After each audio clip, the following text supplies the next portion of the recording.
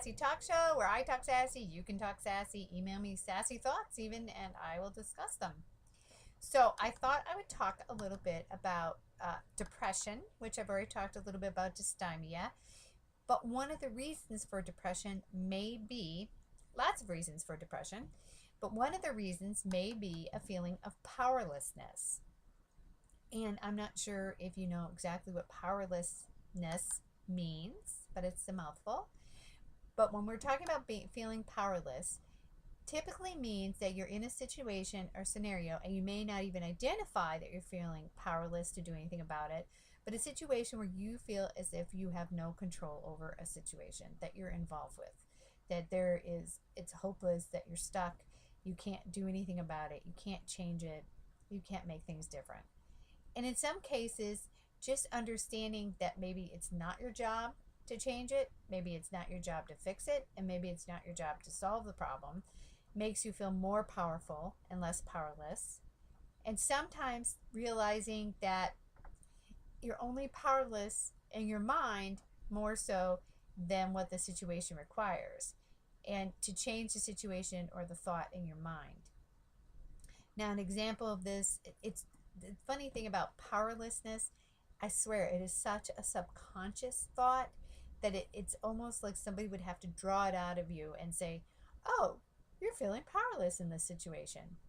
It could be between, friendships. Let's say you have two friends who are fighting and they're both coming to you and wanting you to be on their side.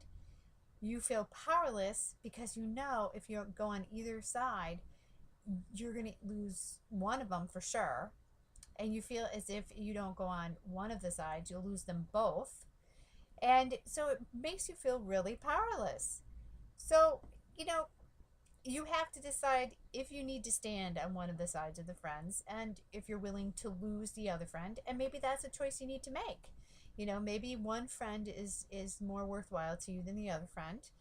And making decisions sometimes can make you feel more powerful. It may make you feel sad that you're losing the friend, but maybe you need to be in a state of, I feel more powerful because I want to stand by my friend.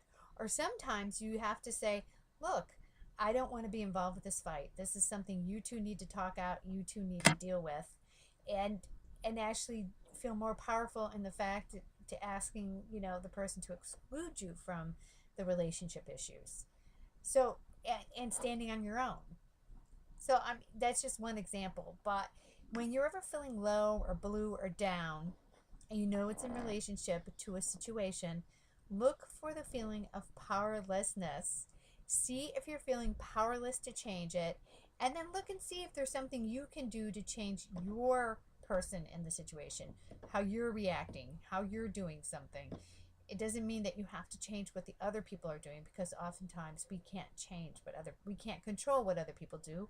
We can only control what we do. And that's a huge thing to know too, because that can make you feel very depressed, feeling as if you can control others when you can't. The only person you really can control is yourself. All right, so that's it for today. Email me at marytheshrink@yahoo.com. Look forward to your questions. And remember, my favorite saying is, you are what you think, so stop the stinking thinking and start thinking good thoughts. All right, bye. Why I'm tearing out a page.